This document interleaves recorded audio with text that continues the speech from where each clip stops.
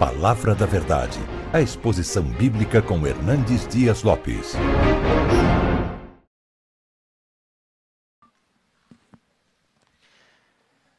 Irmãos queridos, vamos abrir a Palavra de Deus no Evangelho de Jesus Cristo, conforme o relato de Lucas, capítulo 24, verso 49.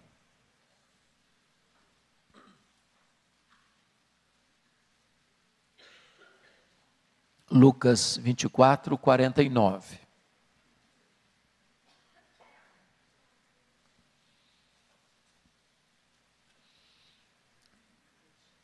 Está escrito: eis que envio sobre vós a promessa de meu Pai. Permanecei, pois, na cidade, até que do alto sejais revestidos de poder. Agora, Atos dos Apóstolos, capítulo 1.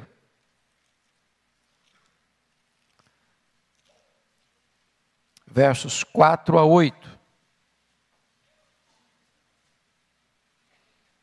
Jesus já havia ressuscitado, e antes de ir aos céus, está escrito: e comendo Jesus com eles, com os discípulos, determinou-lhes que não se ausentassem de Jerusalém, mas que esperassem a promessa do Pai, a qual disse ele: de mim ouvistes. Porque João, na verdade, batizou com água, mas vós sereis batizados com o Espírito Santo, não muito depois destes dias. Então os que estavam reunidos lhe perguntaram: Senhor, será este o tempo em que restaures o reino a Israel? Respondeu-lhes: não vos compete conhecer tempos ou épocas que o Pai reservou pela sua exclusiva autoridade, mas recebereis poder ao descer sobre vós o Espírito Santo. E sereis minhas testemunhas, tanto em Jerusalém como em toda a Judeia e Samaria, e até os confins da terra. Agora, capítulo 2, versos de 1 a 4. Ao cumprir-se o dia de Pentecostes, estavam todos reunidos no mesmo lugar. De repente veio do céu um som como de um vento impetuoso, e encheu toda a casa onde estavam assentados. E apareceram distribuídas entre eles línguas como de fogo, e pousou uma sobre cada um deles. Todos ficaram cheios do Espírito Santo, e passaram a falar em outras línguas, segundo o Espírito lhes concedia que falassem. Verso 11. Tanto judeus como prosélitos, cretenses e arábios, como os ouvimos falar em nossas próprias línguas as grandezas de Deus. Irmãos, nesta noite eu gostaria de conversar um pouco com vocês sobre o poder do Espírito Santo. E eu estou convencido, e vocês certamente também, de que o Pentecostes foi certamente o maior acontecimento na história da igreja, depois da morte e da ressurreição do Senhor Jesus Cristo. Foi ali, historicamente, que o Espírito Santo foi derramado, em cumprimento à promessa do Pai, para ficar para sempre com a sua igreja. O derramamento do Espírito Santo trazendo poder acontece exatamente porque os discípulos obedecem à orientação de Jesus: permanecei na cidade, até que do alto sejais revestidos de poder. Porque antes de enviar a igreja ao mundo, Jesus Cristo enviou o Espírito Santo à igreja.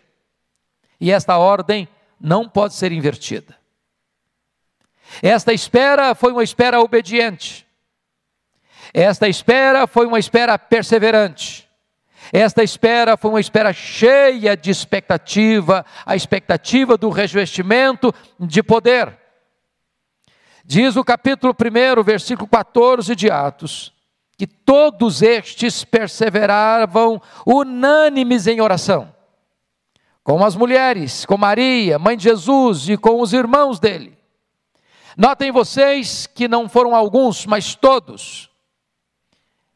E todos perseveravam. mas todos estavam unânimes, sintonizados no mesmo canal, desejosos da mesma experiência, aguardando o mesmo revestimento de poder, sintonizados na mesma obediência à orientação de Jesus para o recebimento do mesmo poder, o poder do Espírito Santo de Deus. Esses 120 estão unidos, coesos, unânimes, perseverando na busca do mesmo ideal, serem revestidos com o poder do Espírito Santo. O que que aconteceu então naquele dia histórico, memorável do Pentecostes? Eu gostaria de destacar duas verdades soleníssimas. A primeira delas, a experiência pessoal do enchimento do Espírito Santo. Notem comigo o que está escrito no capítulo 2, versículo 4.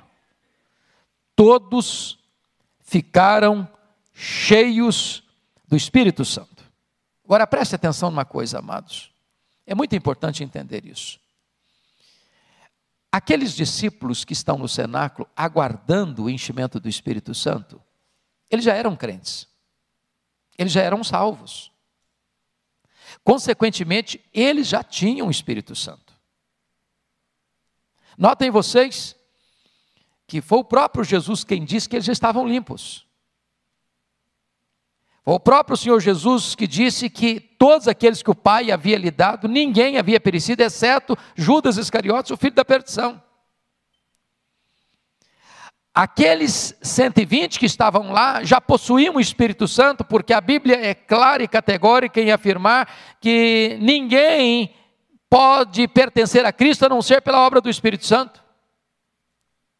Ninguém pode ser crente a não ser que tenha nascido de novo da água e do Espírito. Se isso não bastasse, o próprio Jesus Cristo, depois de ressuscitado, soprou sobre eles o Espírito Santo e disse: recebei o Espírito Santo. Portanto, eles já tinham o Espírito Santo, eles já eram habitados pelo Espírito Santo, mas eles ainda não estavam cheios do Espírito Santo. Uma coisa é ter o Espírito Santo presente, outra coisa é ter o Espírito Santo presidente. Uma coisa é ter o Espírito Santo em nós, ser habitados pelo Espírito, outra coisa é ser cheio e revestido com o poder do Espírito Santo. E eu gostaria de hoje pensar com você, fazendo-lhe essa pergunta muito particular, muito pessoal. Você que está aqui, que é crente, que é salvo pela graça, que já foi lavado no sangue do Cordeiro, que tem o seu nome escrito no livro da vida, você está cheio do Espírito Santo? Há provas disso na sua vida? Há evidências disso na sua vida? Há sinais disso na sua vida? Porque ser cheio do Espírito Santo não é uma opção nossa, é uma ordenança do Senhor Jesus Cristo. É uma orientação clara e um imperativo absoluto que Paulo dá em Efésios 5,18. Não vos embriagueis com vinho no qual há dissolução, mas enchei-vos do Espírito. E esse verbo está no presente contínuo, dizendo o seguinte, que ontem você pode ter sido cheio do Espírito Santo, mas hoje você precisa ser cheio de novo, porque a plenitude de ontem não serve para hoje. Agora notem comigo, o que acontece nessa experiência? Olha o capítulo 2 comigo. Ao cumprir-se o dia de Pentecostes, estavam todos reunidos no mesmo lugar. De repente veio do céu um som, como de um vento impetuoso, e encheu toda a casa onde estavam reunidos. Notem vocês que o Espírito Santo vem na semelhança de um vento, como um vento impetuoso. E o vento é um símbolo do Espírito. E foi o próprio Jesus Cristo quem disse isso, que os ventos sopram onde quer.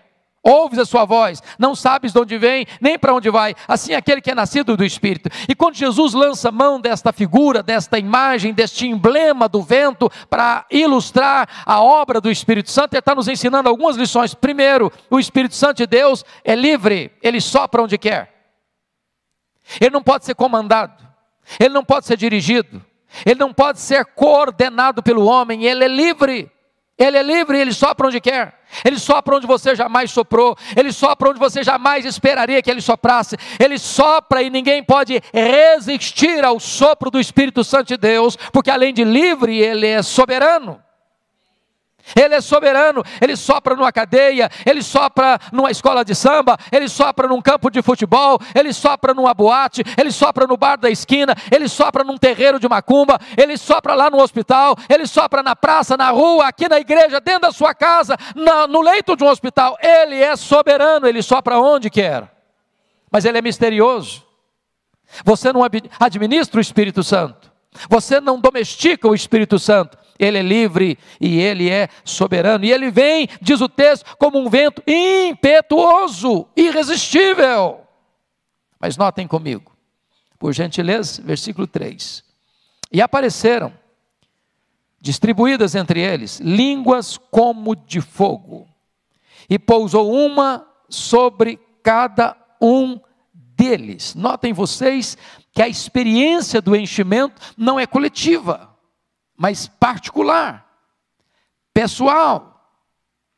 E desta forma, irmãos, a plenitude do Espírito Santo é para pessoas, é para indivíduos, é para você, é para mim. Estas línguas como de fogo pousaram, mas não pousaram no ambiente geral, não pousaram na coletividade, uma sobre cada um deles. Agora notem. O Senhor Jesus Cristo, através do seu precursor João Batista, foi categórico em afirmar, quando as pessoas queriam fazer dele o Messias: porventura tu não és o Cristo? E João Batista disse para as multidões: eu batizo com água, mas aquele que vem depois de mim é mais poderoso do que eu. E ele vos batizará com o Espírito Santo e com fogo. Se você olhar a história bíblica, Deus se revelou através do fogo. Foi assim lá na sarça ardente, no Monte Sinai. Foi assim lá no Monte Carmelo, com o profeta Elias. O fogo de Deus veio, consumiu o holocausto. Foi assim quando Salomão estava consagrando o templo. A presença de Deus veio como fogo. A Bíblia diz, e as Escrituras nos informam, que o trono de Deus é fogo, que Deus é fogo, que a palavra de Deus é fogo, que Ele faz dos seus ministros labaredas de fogo. E agora o Espírito Santo vem como línguas como de fogo, porque Jesus veio e a promessa de que Ele viria e batizaria com o Espírito Santo e com fogo. É claro que esse texto é um texto que dá margem para alguns e outros estudiosos dizerem que não, que batismo com o Espírito Santo é uma coisa e que batismo com fogo é o oposto de batismo com o Espírito Santo. Mas notem vocês que o texto não está dizendo ele vos batizará com o Espírito Santo ou com fogo, mas ele vos batizará com o Espírito Santo e com fogo. De tal maneira que as mesmas pessoas recebem tanto um quanto o outro. E aí me leva a uma ideia feita por Edwin Orr. Edwin Orr esteve aqui no Brasil no centenário do presbiterianismo. Talvez foi a pessoa, pelo menos que naquela época, mais conhecia e pregava sobre avivamento na história da igreja. E Edwin Orr relata um fato curioso, que ele estava pregando num grande culto de praça pública, uma grande multidão, e ele tem uma atitude que gera inicialmente muita estranheza, porque ele chama dois pastores à frente.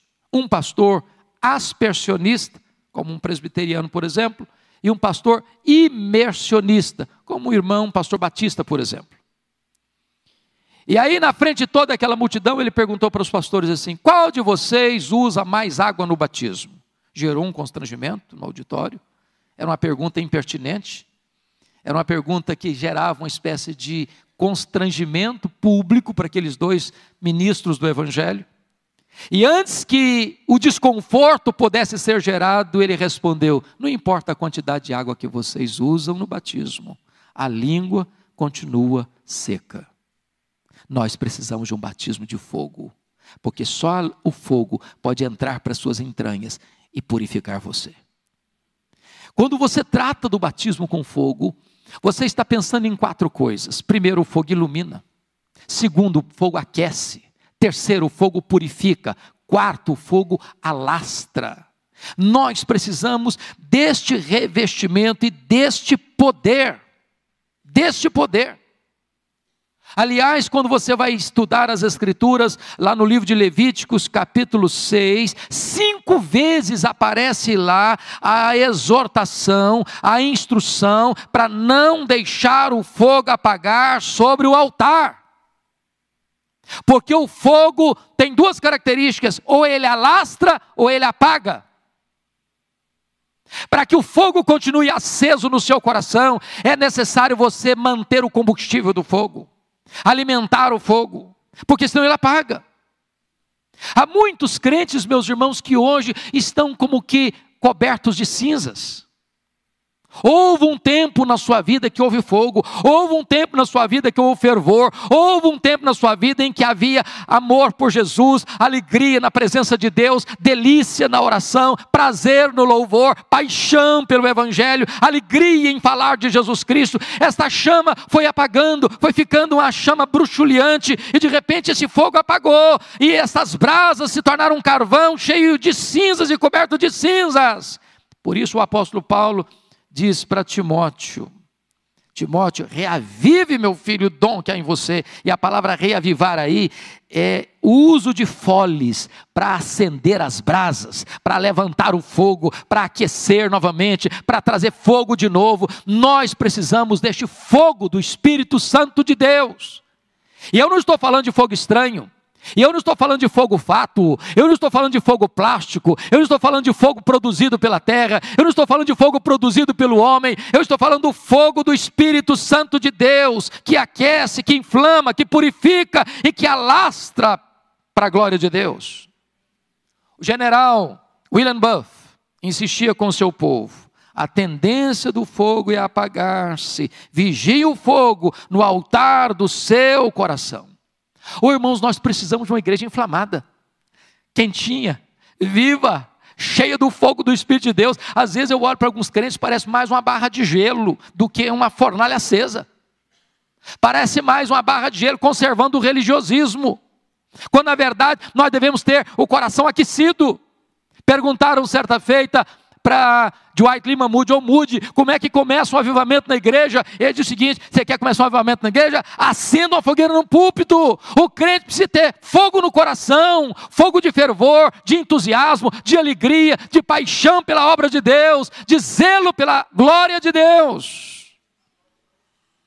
Precisamos de línguas como de fogo, amados irmãos. Não basta você arrumar a lenha, não basta você colocar a oferta no altar, é preciso que o fogo venha.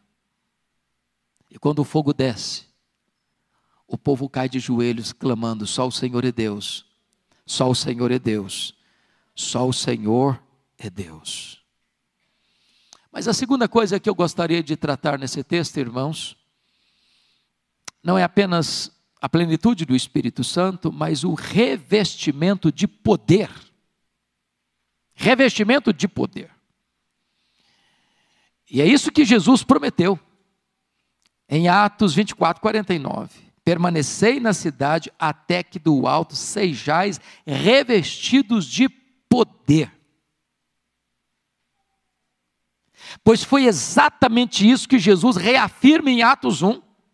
Versículos 4 e 5, determinou-lhes que não se ausentassem de Jerusalém, mas que esperassem a promessa do Pai, a qual disse ele: de mim ouvistes, porque João na verdade batizou com água, mas vós sereis batizados com o Espírito Santo. Isso gera uma pergunta: vai ser nesse tempo que o Senhor vai restaurar o reino a Israel?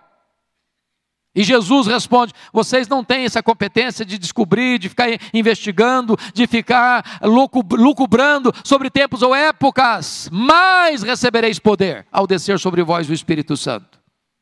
E sereis minhas testemunhas, tanto em Jerusalém como em toda a Judéia e Samaria e até os confins da terra. E eu gostaria de olhar aqui algumas coisas com vocês. Primeiro, irmãos, Não há cristianismo sem poder. Não há cristianismo sem poder. Sabem por quê? Porque o evangelho é o poder de Deus. Nós pregamos o evangelho que é o poder de Deus. Segundo, irmãos, o Espírito Santo é espírito de poder. É o que o apóstolo Paulo descreve para Timóteo, capítulo 2, 2 Timóteo 1,7. Deus não nos deu espírito de medo, de covardia, de fraqueza, de timidez, mas espírito de poder. Paulo diz em 1 Coríntios 4,20 que o reino de Deus não consiste de palavra, de discurso, mas o reino de Deus consiste de poder. Então não há cristianismo sem poder. Então não deveria existir cristão sem poder. Mas a pergunta é, estamos nós revestidos com esse poder? Notem comigo, o próprio Senhor Jesus Cristo, sendo um homem perfeito, não abriu mão desse poder. Se não, vejamos, a primeira experiência está lá, no seu batismo. Quando ele é batizado, e ele não precisava ser batizado, porque o batismo de João era o batismo de arrependimento, e ele não tinha pecado dos quais se arrepender, e ele recebeu o batismo porque ele se identificou conosco que somos pecadores. Mas diz a Bíblia que enquanto ele orava, os céus se abriram, o Espírito Santo desceu sobre ele, e o Pai falou: este é o meu filho amado, em quem eu me comprazo. A partir dali, ele é revestido com esse poder. E se você lê em seguida em Lucas, cheio do Espírito Santo, ele é conduzido ao deserto para ser tentado pelo diabo, e ele vai no poder do Espírito Santo e derrota o diabo no seu próprio território. E diz ainda Lucas 4 que ele retorna para a Galileia cheio do Espírito Santo. E diz ainda Lucas 4 que ele chega em Nazaré, pega o livro de Isaías, o rolo do livro de Isaías nas suas mãos e lê: o Espírito do Senhor Deus está sobre mim, pelo que me ungiu para pregar, para libertar e para curar. A Bíblia diz que ele andou por todo lado, fazendo bem, libertando os oprimidos do diabo, porque ele estava revestido com o poder do Espírito Santo. Ele, sendo filho de Deus, não abriu mão desse poder. E você? E eu, e nós, abriríamos mão? Notem comigo, os discípulos não poderiam abrir mão, porque é uma ordem expressa de Jesus: permanecei na cidade, até que sejais revestidos de poder. Mas recebereis poder ao descer sobre vós o Espírito Santo. E aqui eu chamo a sua atenção para algumas perguntas. Mas poder para quê? Hoje, quando você vê algumas igrejas que falam tanto de poder, de uma maneira distorcida, desconectada com as Escrituras, via de regra as pessoas falam de poder para se aparecerem, para que o homem seja o centro, para que o homem seja notado, para que o homem seja aplaudido, para que o homem seja reconhecido, para uma exposição humanista. Mas a pergunta bíblica permanece: poder para quê? Por que a igreja precisa de poder? Por que você precisa de poder? Por que a igreja presbiteriana de Pinheiros, de São Paulo, precisa de poder? Por que a sua família precisa de poder? E a resposta poderíamos encontrar: primeiro, nós precisamos de poder, irmãos, para sacudir o jugo do medo. Aqueles discípulos estavam com medo. Diz a Bíblia que eles estavam, João 20, 19, trancados, com medo dos judeus. Tem muitos crentes com medo. Medo de abrir a boca, medo de testemunhar, medo de ser fiel, medo de assumir o seu compromisso com Jesus, medo de vestir a camisa de um cristão, medo de ser uma testemunha eficaz do Senhor Jesus Cristo, lá na escola, lá na universidade, lá diante da oposição do mundo, lá no seu trabalho, lá na sua empresa, lá nos seus negócios. Medo, covardia. Nós precisamos de poder, queridos, porque um crente revestido com poder, ele não teme o mundo, ele não teme o diabo, ele não teme a perseguição, ele não teme a hostilidade, ele não teme a oposição, ele não teme. É por isso que Paulo diz para Timóteo: ó Timóteo, meu filho, Deus não deu para nós espírito de medo, Deus não deu para nós espírito de covardia, Deus deu para nós é espírito de poder, Timóteo. Segundo lugar, irmãos, poder para quê? Poder para quê? Segundo, poder para tirar os olhos da especulação teológica para a ação missionária. Note que quando Jesus falou deste poder para os seus discípulos, eles entraram com uma pergunta teológica, escatológica. Será nesse tempo que o Senhor vai restaurar o reino de Israel? Quando eu olho hoje no cenário evangélico brasileiro, e até mesmo dentro do nosso cenário de linha reformada, eu percebo que nós, via de regra, despendemos a maioria da nossa energia, do nosso tempo, com discussões teológicas. Nós gastamos a maioria do nosso tempo com lucubrações doutrinárias, que em si não são ruins, que não tem nenhum problema de você discutir, de você aprofundar, de você querer saber, de você ter interrogações, de você ter perguntas. Mas o que Jesus foi claro em dizer para nós é o seguinte: em vez de nós ficarmos despendendo todo o nosso tempo com lucubrações teológicas, nós deveríamos focar a nossa atenção para a agenda missionária da igreja. Deus não nos chamou para discutir, Deus nos chamou para trabalhar. Deus nos chamou para testemunhar. Deus nos chamou para olhar para os confins da terra e entender que só temos hoje para ganhar a nossa geração, porque se nós falharmos em ganhar a nossa geração, na nossa geração, nós teremos sido derrotados fragorosamente. Às vezes, queridos, discutimos muitas opiniões, profundas lucubrações, mas não agimos. Temos muito religiosismo e pouca vida, muita ortodoxia e pouco poder, muita discussão e pouco trabalho, muito barulho e pouco resultado. Terceiro, poder para quê? Por que você e eu precisamos de poder? Em terceiro lugar, poder para morrer. Olha Atos 1:8, mas recebereis poder ao descer sobre vós o Espírito Santo, e sereis minhas testemunhas. A palavra testemunha, na língua grega, é a palavra de onde vem a palavra portuguesa mártir. Irmão, ser crente hoje está ficando muito fácil. Não custa nada para a gente. Não custa nada. Quando Jesus Cristo dá essa palavra, já começava a ensaiar uma ideia de que o Senhor, que era conhecido na época, era César. E você afirmar Jesus é o Senhor, era não ser politicamente correto, era uma espécie de infidelidade ao Estado, era uma espécie de conspiração ao imperador, e isso cresceu, isso se avolumou, e chegou um ponto em que alguém dizia o seguinte: Jesus é o Senhor da minha vida. Ele era levado ao martírio, ele era jogado às feras, ele era queimado vivo, ele era crucificado, e somente aqueles que dispunham-se a morrer por Jesus tornavam-se cristãos. O que custa você ser um cristão hoje? Às vezes aplausos, reconhecimento, elogios. Deixa eu dizer uma coisa para você, meu amado. Se você não está pronto para morrer, você não está pronto para viver. Se você não tem uma causa pela qual morrer, você ainda não está preparado para viver. Qual é a causa que leva você a dar sua vida? O que é que faz brilhar os seus olhos? O que é que enche o seu peito de entusiasmo? Qual é a grande bandeira da sua vida? Qual é a grande plataforma da sua vida? Qual é o grande projeto da sua vida? Para que você existe?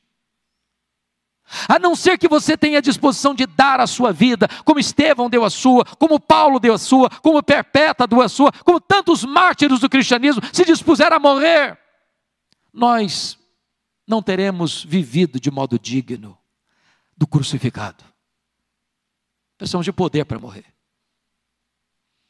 Quarto lugar, poder para quê? Poder para quê?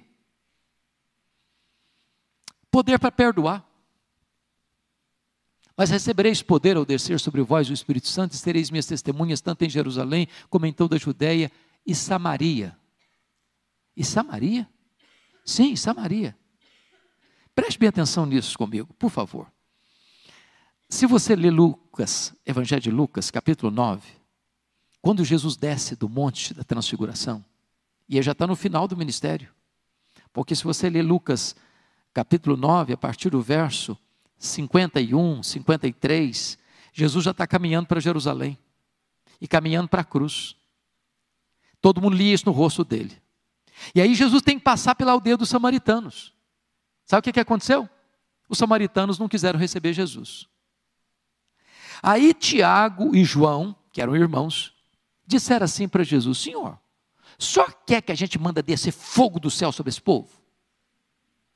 E preste atenção que o fogo que eles estavam querendo lá não era fogo do Espírito Santo, não. Era fogo de destruição. Em outras palavras, o senhor quer que a gente elimine esse povo? Que esse povo morra? Aí o que acontece? Jesus vai para Jerusalém. Jesus morre na cruz. 3 dias depois Jesus ressuscita. 40 dias Jesus fica entre eles. Jesus vai para o céu. 10 dias depois Jesus derrama o Espírito Santo. Mas antes de derramar o Espírito Santo, Jesus diz para eles assim: vocês vão ser testemunhas lá em Samaria. Aí o diácono Filipe vai para Samaria. E aí Deus faz maravilhas lá. Milagres extraordinários. Prega aos ouvidos, prega aos olhos. Sabe quem vai lá para Samaria orar para que o Espírito Santo venha sobre os samaritanos? João. João, que estava dias antes dizendo assim: Senhor, quer que a gente destrua? Agora, dias depois, ele está dizendo: Senhor, manda o Espírito Santo. Manda o Espírito Santo. Você precisa de poder para perdoar. Perdoar aqueles que um dia você queria que eles morressem. Perdoar aqueles que um dia você queria que se acabassem. Perdoar aqueles que um dia você queria ser o agente da destruição deles. Sem poder não tem perdão, meus irmãos. Sem perdão, sem poder tem mágoa. Sem perdão tem ranço. Sem perdão tem divisão. Sem perdão tem separação. Sem perdão tem muralha levantada entre as pessoas. Mas quando o Espírito Santo vem, ele quebra barreiras, ele derruba mágoa, ele derruba ranço, ele derruba amargura, ele derruba ressentimento. Quando o Espírito Santo vem, você se reconcilia, você ama, você abençoa, você ora, você quer que as pessoas sejam salvas, você quer que as pessoas sejam alcançadas pela plenitude do Espírito Santo, que um dia encheu também a sua vida. Nós precisamos do poder do Espírito Santo para perdoar. Poder do Espírito Santo para quê, irmãos? Para quê? Notem comigo, 5º lugar, poder do Espírito Santo para falar de Cristo com intrepidez. Eu faço um desafio para você e eu vou ler alguns versículos só para a gente não ficar com dúvidas sobre isso. Uma conexão em Atos dos Apóstolos com o enchimento do Espírito Santo e pregação intrépida da palavra. Agora eu vou fazer uma pergunta para você: você tem pregado a palavra com intrepidez? Qual foi a última vez que você pregou a palavra com intrepidez? Mas eu não sou o pastor da igreja. Quando aqueles crentes foram dispersos por causa da perseguição, com a morte de Estevão, diz a Bíblia que, exceto os apóstolos, todos foram dispersos. E todos, ao serem dispersos, não saíram murmurando, não saíram amaldiçoando, não saíram invocando juízo de Deus sobre aquelas pessoas que tomaram seus bens, que saquearam as suas propriedades, que expulsaram-nas de casa e da sua terra, e da sua casa, e da sua vila, e da sua cidade, mas saíram todos pregando a palavra de Deus. Pregando a palavra de Deus. Então, veja comigo, por favor, essa conectividade. Vamos ver. Primeiro, dá uma olhadinha aí comigo, capítulo 1, versículo 8. Vamos juntos? Mas recebereis poder ao descer sobre vós o Espírito Santo, e sereis minhas testemunhas, tanto em Jerusalém, como em toda a Judeia e Samaria, e até os confins da terra. Agora olhe comigo, por favor, capítulo 4, versos 29 a 31. Agora nós vamos ler com mais força, unânime, todos juntos, a uma só voz. Atos 4, 29 a 31, toda a igreja. Agora, Senhor, olha para as suas ameaças e concede aos teus servos que anunciem com toda intrepidez a tua palavra, enquanto estendes a mão para fazer curas, sinais e prodígios, por intermédio do nome do teu santo servo Jesus. Tendo eles orado, tremeu o lugar onde estavam reunidos, todos ficaram cheios do Espírito Santo, e com intrepidez anunciavam a palavra de Deus. Louvado seja o Senhor. Olha comigo, por favor, capítulo 6, versos 8 a 10, olha a história de Estevão. Vamos ler juntos, por gentileza, com a mesma ênfase, capítulo 6, 8 a 10, todos juntos. Estevão, cheio de graça e poder, fazia prodígios e grandes sinais entre o povo. Levantaram-se, porém, alguns dos que eram da sinagoga, chamada dos libertos, dos sirineus, dos alexandrinos, e da Cilícia e Ásia, e discutiam com Estevão, e não podiam resistir à sabedoria e ao espírito pelo qual ele falava. Louvado seja Deus. Agora Atos 9, para encerrar essa leitura. Atos 9, por favor, versos 17 a 22. Todos juntos, por gentileza. Então Ananias foi, e entrando na casa, impôs sobre ele as mãos, dizendo: Saulo, irmão, o Senhor me enviou, a saber, o próprio Jesus que te apareceu no caminho por onde vinhas, para que recuperes a vista e fiques cheios do Espírito Santo. Imediatamente lhe caíram dos olhos como que umas escamas, e tornou a ver. A seguir, levantou-se e foi batizado. E depois de ter sido alimentado, sentiu-se fortalecido. Então permaneceu em Damasco alguns dias com os discípulos. E logo pregava nas sinagogas a Jesus, afirmando que este é o Filho de Deus. Verso 22. Saulo, porém, mais e mais se fortalecia e confundia os judeus que moravam em Damasco, demonstrando que Jesus é o Cristo. Oh, amados irmãos, é hora de você agora parar e perguntar: meu Deus, isso só está escrito na Bíblia ou isso é para mim? Isso é uma história do passado? Ou isso é uma promessa para o presente? Eu pergunto a você, você tem tido intrepidez, irmão?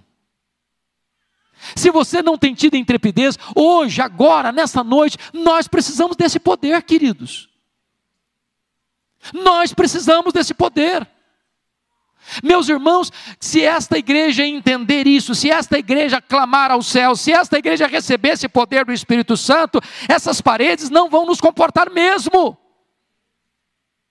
Se este poder vier sobre nós, irmãos, os adolescentes, as crianças, os jovens, os casais, os anciãos, os líderes da igreja, todo mundo vai sair e pregar com intrepidez no dia a dia, dentro da sua casa, na sua vizinhança, no seu trabalho, na sua universidade, na sua escola, onde você estiver, e esse poder é irresistível. Revestimento de poder para pregar. Quer conferir comigo como é que Paulo pregava? Abra sua Bíblia só um pouquinho comigo lá em 1 Tessalonicenses 1,5. Preste atenção no que ele está o que ele está falando aí.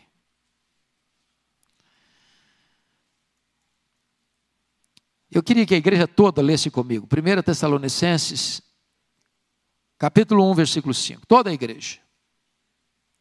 Há uma só voz, vamos ler. Porque o nosso evangelho não chegou até vós tão somente em palavra, mas sobretudo em poder, no Espírito Santo e em plena convicção, assim como sabeis ter sido o nosso procedimento entre vós e por amor de vós. Meus amados, vocês precisam orar pelos pregadores. Ore pelo pastor Ival, ore por mim, ore pelos pastores da igreja. Alguém já disse que banco sem oração é púlpito sem poder.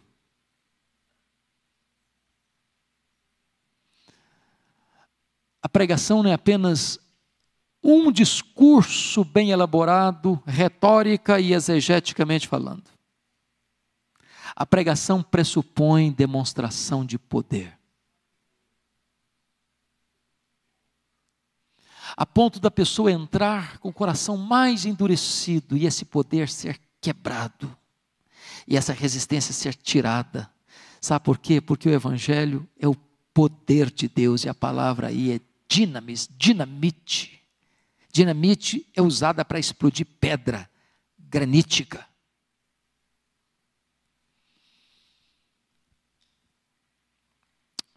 Quando George Whitefield foi ordenado ao sagrado ministério, com 20 anos de idade, ele, antes de pregar o seu primeiro sermão, ele orou a Deus e jejuou durante 2 dias. E no seu primeiro sermão, depois de pregar, reuniu-se uma comissão para despojá-lo do ministério. Porque 15 pessoas no auditório foram profundamente comovidas, a ponto de chorar e soluçar em voz alta. E eles acharam aquilo muito estranho. Porque eles não estavam acostumados com aquelas coisas. E aí um pastor mais experiente, mais maduro, disse: meus irmãos, nós estamos pregando há tanto tempo e não acontece nada. E esse jovem prega, e há essa comoção e essa convulsão, deixa o homem pregar. E ele pregou 35 anos. 3 a 5 vezes por dia. Para auditórios de até 80 mil pessoas sem microfone. O maior fenômeno do mundo em pregação ao ar livre. Nunca na história nenhum homem pregou como George Whitefield. Todo dia, 3 a 5 vezes por dia, para auditórios de 2.000 a 80 mil pessoas. Com o poder do Espírito Santo. John Wesley, depois de anos de trabalho missionário, reconheceu que ele era apenas um crente nominal. Apenas um crente nominal. É estranho dizer isso, não? Um missionário não convertido. Um missionário religioso. Um missionário que aprendeu os clichês, os cacuetes. E ele converte-se a Cristo no dia 24 de maio de 1738, num culto dos morávios, na Aldersgate Street, em Londres. Nesse mesmo ano, ele desejou uma experiência mais profunda com Deus. E na madrugada de 31 de dezembro, já 1º de janeiro de 1739, às 3 horas da madrugada, ele e seu irmão Carlos, George Whitefield, mais 60 irmãos, prosseguiram naquela vigília de oração, até às 3 horas da madrugada, quando o Espírito Santo foi derramado com grande graça e poder sobre eles. Eles ficaram cheios do Espírito Santo. Eles sacudiram a Inglaterra. Eles experimentaram um poderoso avivamento. Ele pregou mais 52 anos depois desse revestimento. Ele morreu no dia 2 de março de 1791.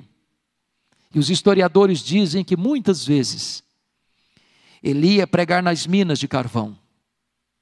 E aqueles homens encarvoados, de repente uma fileira branca começava a romper o ciclo do carvão, as lágrimas rolando, porque havia poder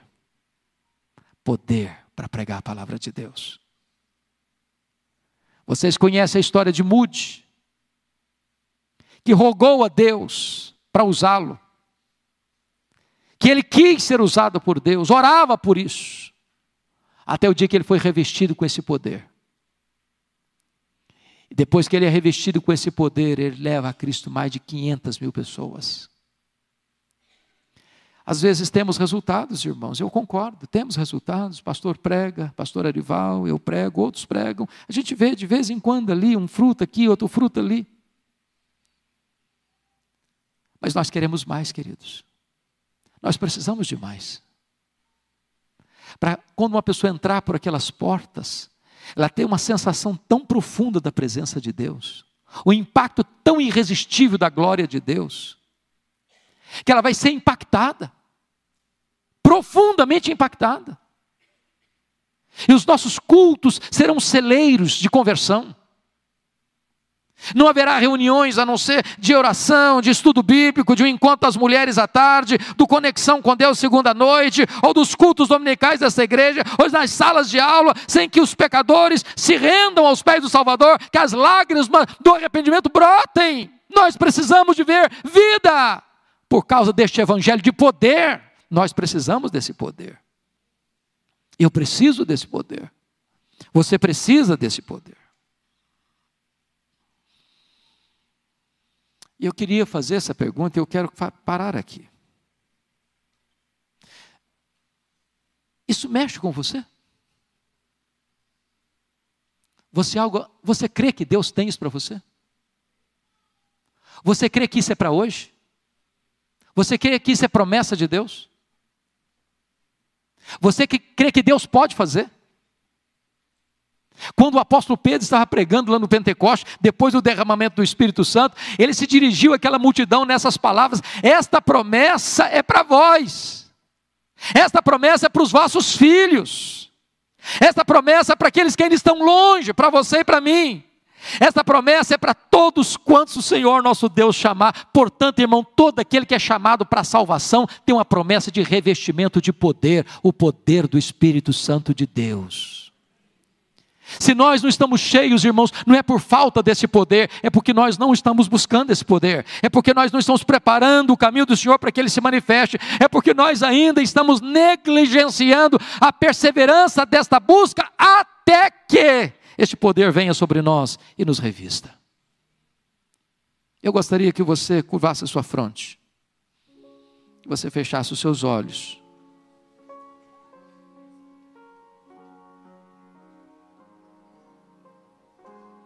Que você sondasse agora mesmo o seu coração. E a pergunta é essa: você está cheio do Espírito Santo? Você foi revestido com o poder do Espírito Santo? Do que você está cheio? O que encanta o seu coração? O que faz os seus olhos brilharem? Qual o grande anseio da sua alma? Qual o grande projeto da sua vida?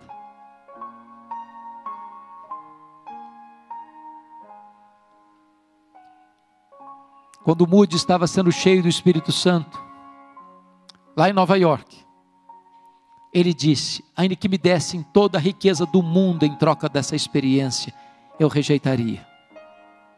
Nem sucesso, nem fama, nem dinheiro, nem riqueza, nem projeção social, nem aplauso dos homens substitui a glória dessa experiência, ser cheio do Espírito Santo, ser revestido com o poder do Espírito Santo. Se você anseia por isso, de todo o seu coração, se você hoje quer colocar sua vida nas mãos do Deus vivo: Senhor, eu quero ser cheio, eu preciso ser cheio, mas talvez tenha coisa para ser retirada, porque se existe uma lei da física que dois corpos não podem ocupar o mesmo espaço ao mesmo tempo, é hora de você dizer: meu Deus, o que é que está impedindo a plenitude do Espírito Santo na minha vida? Tenha coragem de romper com isso, tenha coragem de largar práticas de pecado, tenha coragem de romper com aquilo que está impedindo a plenitude do Espírito Santo, obstruindo o caminho da plenitude, impedindo que essas torrentes venham sobre a sua vida.